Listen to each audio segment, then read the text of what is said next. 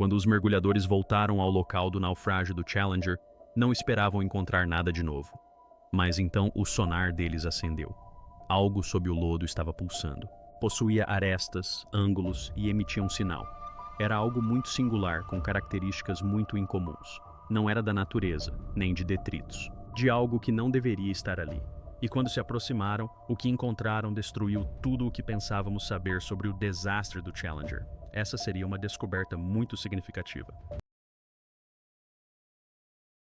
A assinatura que não deveria estar lá. Quando mergulhadores retornaram ao local do naufrágio do Challenger anos depois, não se tratava apenas de uma verificação de rotina em busca de destroços desaparecidos. Era parte de um levantamento forense final, destinado a esclarecer quaisquer pendências. Mas o que seus instrumentos captaram foi tudo menos rotineiro. O sistema de sonar registrou um eco estranho e persistente sob o lodo.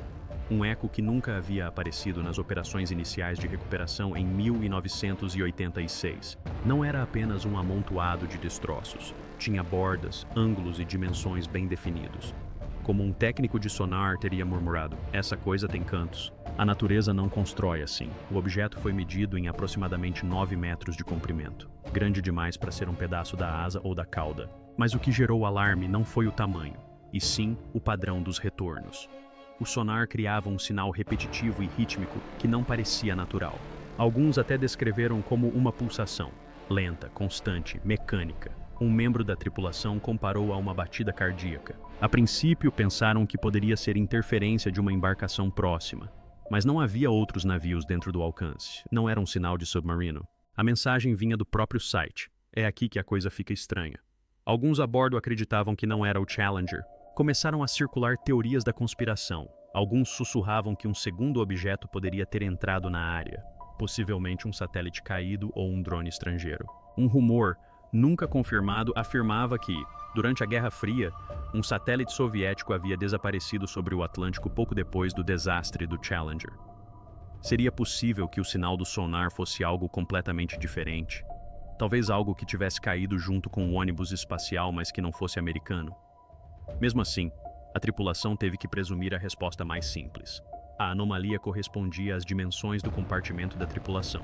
A própria estrutura que outrora abrigara os 7 astronautas. E se esse compartimento estivesse intacto, a implicação seria horrível. A tripulação poderia ter sobrevivido à desintegração. Alguns engenheiros já haviam sugerido isso discretamente anos antes, apontando para dados de telemetria que indicavam separação da cabine e voo balístico. Agora havia confirmação visual. Um sinal de sonar nítido de um objeto que deveria ter sido destruído. Pior ainda, estava em pé no lodo, como se tivesse sido colocado ali. Os mergulhadores vestiram seus equipamentos e desceram às profundezas do Atlântico com uma constatação aterradora. Eles não estavam prestes a recuperar apenas destroços. Eles estavam descendo em direção a uma possível tumba que havia passado despercebida por décadas. E ela estava emitindo um sinal. O mergulho no inesperado. Os mergulhadores do USS Preserver já haviam descido antes. Eles não eram estranhos a águas escuras e surpresas ainda piores. Mas desta vez, a atmosfera era mais pesada. O objeto abaixo não era apenas destroços. Havia estrutura. Conforme seguiam a linha guia na escuridão, a temperatura da água caiu, assim como o clima. A visibilidade girava em torno de alguns metros. Um movimento errado da nadadeira podia levantar uma nuvem cegante de lodo. Então chegou o momento para o qual ninguém estava preparado. Um clarão de metal, azulejos brancos chamuscados e emaranhados de fios à deriva como águas vivas das profundezas. Era o compartimento da tripulação, ainda lacrado, ligeiramente inclinado. Parecia uma nave espacial perdida em um fundo marinho desconhecido. O detalhe mais chocante? As janelas estavam intactas. Os mergulhadores conseguiam ver dentro da cabine de comando. Ainda havia assentos, painéis de controle e até capacetes. Objetos pessoais flutuavam preguiçosamente lá dentro, como fantasmas congelados no tempo. Um mergulhador relatou ter visto uma lista de verificação da missão à deriva perto de um console. O que mais os perturbou foi o fato de a cabine não ter se desintegrado. Estava deformada e comprimida, mas não destruída. Parecia proposital. Foi então que os rumores começaram a surgir. Alguns membros da tripulação começaram a cochichar. Por que isso passou despercebido em 1986? Como algo tão grande e tão intacto pôde escapar de missões anteriores? Isso levou a uma teoria que nunca desapareceu completamente, a de que a cabine pode ter viajado mais longe do que o calculado inicialmente. Alguns acreditam que os astronautas tentaram recuperar o controle parcial da nave naqueles segundos finais, usando os sistemas de reserva restantes. A cabine pode ter voado, planado ou pelo menos capotado quilômetros mais longe do que o esperado. Isso explicaria por que ela pousou fora da área de detecção original do sonar. Outro detalhe estranho surgiu. Os mergulhadores descreveram uma interferência distinta em suas comunicações à medida que se aproximavam do naufrágio. Nada duradouro, mas o suficiente para assustá-los. Um mergulhador afirmou que seu receptor parou de funcionar exatamente no momento em que tocou a fuselagem. Teóricos da conspiração se aproveitaram disso. A interferência poderia ter vindo de uma fonte externa, um submarino russo ainda na área, ou o estranho pulso de sonar seria algum tipo de anomalia elétrica residual, um sinal residual emitido por sistemas inativos há muito tempo. A Marinha nunca comentou oficialmente sobre a interrupção das comunicações, mas, de volta ao convés, vários mergulhadores estavam visivelmente abalados. Os interruptores que não deveriam ter se movido. Assim que o compartimento da tripulação foi finalmente içado das profundezas, os detalhes perturbadores só aumentaram. Após os engenheiros secarem os painéis e descontaminarem os componentes eletrônicos, fizeram uma descoberta que não era apenas técnica, mas também psicológica. No console direito do piloto, uma série de interruptores elétricos manuais havia sido movida após a desintegração do ônibus espacial. Esses sistemas não eram automatizados. Eram interruptores físicos que precisavam ser acionados manualmente e estavam na configuração exata que sugeria uma tentativa de restabelecer a energia. Pense nisso. Os astronautas ainda estavam trabalhando após a explosão. Enquanto o mundo acreditava que eles haviam morrido instantaneamente em uma enorme bola de fogo, os interruptores contavam uma história diferente. Eles não apenas sobreviveram à separação, como também estavam pensando, agindo e solucionando problemas enquanto caíam de 65 mil pés, aproximadamente 20 mil metros.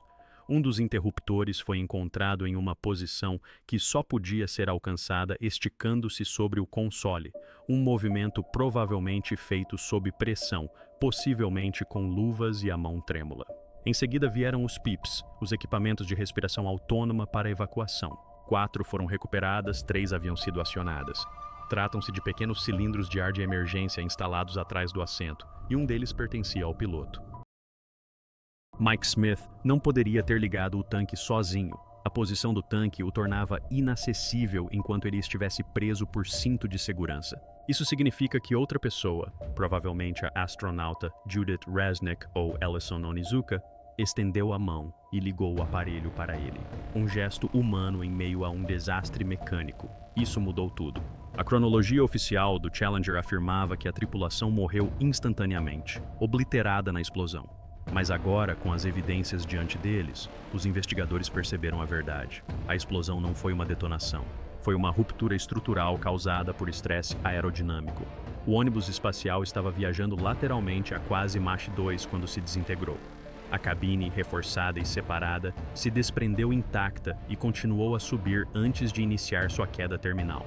Durante quase 2 minutos e 45 segundos, a aeronave desceu em silêncio. Há rumores, ainda não confirmados, de uma gravação de áudio secreta da cabine que sobreviveu à explosão, desconectada da telemetria, mas posteriormente recuperada. As últimas palavras oficiais são "UO", capturadas 73 segundos após a explosão. Mas algumas fontes internas afirmam que há mais. Rumores sobre uma gravação confidencial que teria capturado a tripulação conversando, rezando ou tentando pilotar a cabine durante a queda livre. A NASA negou isso repetidamente, mas as teorias persistem. E então surgiu a pergunta que assombra a todos. Se eles estavam vivos, estavam conscientes durante o impacto? Os laudos da autópsia e as análises estruturais confirmaram posteriormente que a cabine atingiu a água a mais de 320 km por hora, criando uma força superior a 200 Gs, instantaneamente. Letal. Mas se a cabine permanecesse pressurizada e o sistema PIPS estivesse funcionando, a tripulação poderia ter permanecido acordada até o último segundo. A descoberta que desencadeou uma segunda investigação.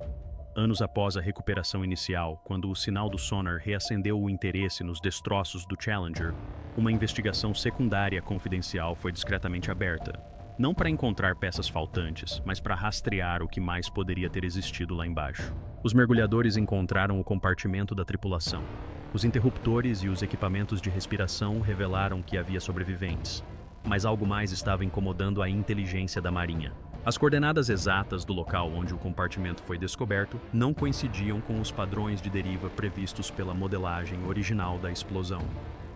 De acordo com simulações de correntes oceânicas realizadas em 1986, a cabine da tripulação deveria ter sido encontrada quase 32 quilômetros ao norte de onde de fato foi descoberta. Isso levantou uma questão profundamente perturbadora. A cabine se moveu ou foi movida? Uma teoria surgiu rapidamente entre os analistas de inteligência: interferência de submersíveis estrangeiros. Durante a Guerra Fria, os soviéticos haviam posicionado inúmeros arrastões de pesca em alto mar ao longo da costa leste dos EUA. Esses navios estavam carregados com equipamentos de vigilância e, ocasionalmente, lançavam pequenos submarinos capazes de realizar operações secretas no fundo do mar. Alguns registros de sonar da Marinha dos EUA do início de 1986 registraram contatos subaquáticos fracos seguindo o dispositivo de segurança durante a primeira busca.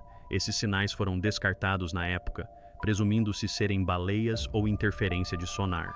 Mas, após a redescoberta da cabine, esses registros foram reanalisados. Diversos analistas acústicos concluíram que os formatos não eram naturais. Eles apresentavam velocidade, consistência e um perfil de eco metálico que correspondia a muitos subwoofers. Essa não era a única anomalia. Um mergulhador que posteriormente testemunhou em audiência fechada afirmou que a escotilha externa do compartimento da tripulação, normalmente trancada por dentro, parecia ter sido adulterada ou selada novamente. Não foi arrancada pela explosão, mas sim aberta e fechada debaixo d'água. Esse mergulhador, protegido pelo anonimato, disse ter visto marcas de ferramentas nas bordas da escotilha. É claro que isso nunca foi divulgado. Os relatórios oficiais afirmavam que a escotilha estava parcialmente deformada devido ao impacto.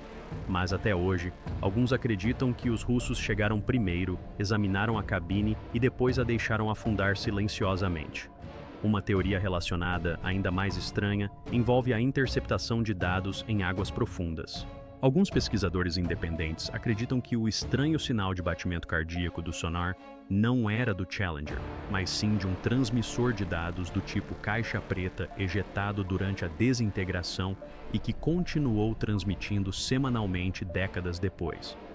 A presença desse dispositivo a bordo nunca foi oficialmente confirmada, mas a equipe de comunicações do ônibus espacial da Lockheed Martin registrou uma patente para um módulo automatizado de recuperação de dados de voo apenas 2 anos antes do desastre.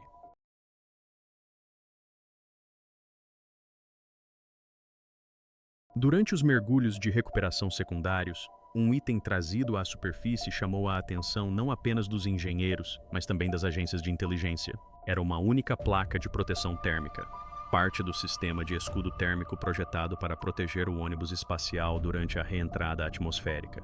Essas placas de sílica eram frágeis por natureza, resistentes ao calor, mas quebradiças sob tensão física. A maioria foi vaporizada ou estilhaçada durante a explosão. Mas essa peça não estava apenas intacta. Estava quase impecável, com apenas leves arranhões em uma das bordas. Só esse fato já chamou a atenção. Especialistas examinaram a placa e logo perceberam algo estranho. Ela não apresentava fuligem, nem marcas de queimadura compatíveis com a bola de fogo capturada nas imagens do lançamento. Na verdade, os testes mostraram que ela nunca havia sido exposta às temperaturas de reentrada ou ao calor de uma explosão. Não se tratava de um pedaço quebrado da fuselagem. Parecia ter sido armazenado, possivelmente protegido e depois depositado no local. Mas por quem e por quê? Uma teoria sugeria que a telha poderia ter se desprendido em pleno voo e, de alguma forma, planado intacta até o chão. Algo praticamente impossível dada a turbulência aerodinâmica da desintegração. Outra ideia mais perturbadora ganhou força entre alguns observadores da Marinha, a de que a placa teria sido colocada ali, possivelmente como parte de uma tática de desinformação. Durante a Guerra Fria, a CIMU-A e a KGB estavam envolvidas numa corrida armamentista tecnológica, não apenas no espaço, mas também em operações psicológicas. Será que essa placa poderia ter sido usada para rastrear uma operação de recuperação ou, pior, para despistar investigadores? Um memorando desclassificado de 1989 revelou que a NASA e a Marinha receberam uma denúncia anônima, digitada num fax agora perdido, alegando que material estranho ao ônibus espacial havia sido integrado à cabine durante o segundo mergulho. A denúncia alegava que um componente do escudo térmico possuía camadas de cerâmica soviética, não utilizadas em nenhuma variante conhecida do ônibus espacial americano. A NASA negou isso e insistiu que todo o material recuperado era compatível com o projeto americano. Mas, discretamente, eles testaram a placa novamente. Uma análise de vestígios revelou algo chocante: minúsculas partículas minerais encontradas apenas nos Montes Urais, no interior da Rússia. É claro que isso nunca foi publicado no relatório da Comissão Rogers. Alguns argumentam que a contaminação por partículas pode ter vindo do lastro de navios ou até mesmo de correntes oceânicas soviéticas. Mas o fato é que uma peça de revestimento do Challenger apareceu com impressões digitais minerais da Rússia. Seja por sabotagem, acidente ou espionagem, isso levantou uma possibilidade perturbadora: a de que alguém tenha tocado nos destroços do Challenger antes mesmo da Marinha dos EUA chegar lá. A fita que supostamente nunca parou de gravar. Após o compartimento da tripulação ser içado, examinado e discretamente armazenado em um local secreto no Cabo Canaveral, rumores começaram a circular nos círculos aeroespaciais e de inteligência militar sobre uma gravação de voz da cabine que nunca existiu oficialmente. De acordo com os relatórios públicos da NASA, toda a transmissão de dados a bordo foi interrompida exatamente 73.162 segundos após o tempo limite, T mais 73.162, quando o ônibus espacial se desintegrou no ar. As últimas palavras registradas foram o arrepiante "uh-oh" do piloto Mike Smith. Mas fontes internas, incluindo 2 ex-contratados da Rockwell International, a principal fabricante do ônibus espacial, afirmaram que um gravador de voo secundário havia sido secretamente integrado à aviônica da cabine da tripulação durante uma modificação em estágio final. Ao contrário da caixa preta principal, que transmitia telemetria para estações terrestres, esta unidade supostamente possuía alimentação interna, era blindada contra pulsos eletromagnéticos e forças G e instalada perto da antepara do convés central. Ela não se destinava à coleta rotineira de dados. Era destinado a voos com cargas militares confidenciais, vários dos quais já estavam planejados para as futuras missões do Challenger. É aqui que a coisa fica perturbadora. De acordo com esses denunciantes, o dispositivo foi recuperado junto com outros materiais da cabine de comando, mas sua existência nunca foi reconhecida nos relatórios oficiais. O gravador foi levado sob custódia do Departamento de Defesa poucas horas após sua descoberta. Em seguida, surgiu o rumor mais persistente de que ele teria capturado áudio durante a queda de 2 minutos e 45 segundos, bem depois do momento da desintegração. Alguns dizem que o áudio inclui os astronautas dando instruções uns aos outros, acionando interruptores e tentando estabilizar a descida. Outros mencionam respiração calma e, em certo momento, uma voz dizendo: "Estamos em queda livre, fiquem comigo." Alguns sussurros chegam a sugerir tentativas de repressurização, embora os engenheiros afirmem que tal recuperação não era possível nessas condições. A NASA, quando questionada anos depois, negou a existência de tal gravação. Mas jornalistas como Alan J. MacDonald, que testemunhou contra as decisões de segurança da NASA, observaram em entrevistas privadas que várias páginas foram censuradas dos primeiros registros do acidente, não por questões de segurança nacional, mas para preservar a dignidade da tripulação. Outro ex-diretor de voo da NASA afirmou que o verdadeiro motivo pelo qual a gravação nunca foi divulgada foi porque ela teria mudado a forma como o público se lembrava deles, de vítimas para guerreiros. Talvez o mais chocante seja um item classificado descoberto em uma auditoria orçamentária do GAO de 1996, referente a um arquivo fechado do Programa de Recuperação Biométrica e de Áudio da missão STS-51L. Esse era o número da missão do Challenger, caso a gravação exista e confirme que a tripulação permaneceu consciente, comunicativa e operacional durante seus momentos finais. Enquanto os engenheiros examinavam os restos mortais recuperados do compartimento da tripulação, uma característica causou confusão e alarme. A vedação pressurizada da escotilha dianteira ainda estava intacta, em um veículo que se desintegrou violentamente a mais de Mach 1,9 e caiu de uma altitude de 65 mil pés. A expectativa era de descompressão total. A falha estrutural do ônibus espacial deveria ter rompido as vedações herméticas, mas isso não aconteceu.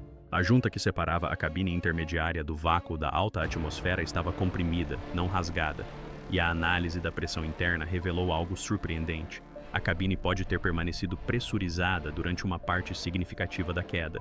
Por que isso importa? Porque, sem a descompressão, os astronautas não teriam desmaiado. A suposição, usada durante décadas para confortar famílias e justificar o silêncio, era de que a perda de pressão na cabine fez com que a tripulação perdesse a consciência em segundos. Mas o estado físico da foca contava outra história. Sugeria que eles permaneceram acordados, respirando ar de emergência, plenamente conscientes enquanto a cabine despencava em direção ao mar. Isso reescreve a psicologia da tragédia. Mas não foi só isso. Um relatório forense, posteriormente vazado para investigadores independentes, revelou que um dos corrimãos internos da cabine estava dobrado para baixo em um ângulo agudo. Esses corrimãos são usados por astronautas para se impulsionarem em ambientes de gravidade zero. Mas, em uma cabine em queda livre e girando, um corrimão não se dobraria dessa forma a menos que alguém estivesse se apoiando nele com uma força tremenda. É uma imagem arrepiante. Pelo menos um membro da tripulação, talvez o comandante Scobie, estava tentando se estabilizar, possivelmente até mesmo tentando controlar a orientação usando o que ainda funcionasse. Ainda mais misteriosa era a ausência de respingos de sangue ou traumas visíveis em vários capacetes recuperados no local. Especialistas médicos sugeriram posteriormente que isso indicava consciência até o impacto, já que o trauma causado por uma desaceleração rápida deixa padrões distintos. Mas esses capacetes estavam limpos, intactos e selados. Em outras palavras, estavam preparados para impactos. E ainda havia o circuito de refrigeração do compartimento selado, parte do sistema de controle ambiental ECS.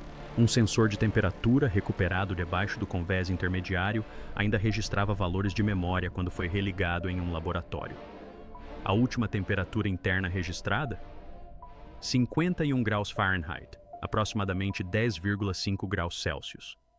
Um frio congelante, mas suportável. Qual a implicação? O sistema de suporte vital estava parcialmente operacional após a separação. Algo resistiu por mais tempo do que qualquer um acreditava ser possível, e isso abriu caminho para especulações mais sombrias. Se a tripulação sobreviveu à desintegração, respirou ar limpo e manteve a pressão na cabine, um sistema de paraquedas bem projetado poderia tê-los salvado? Compartilhe suas teorias nos comentários, clique no cartão na tela e inscreva-se para mais conteúdo.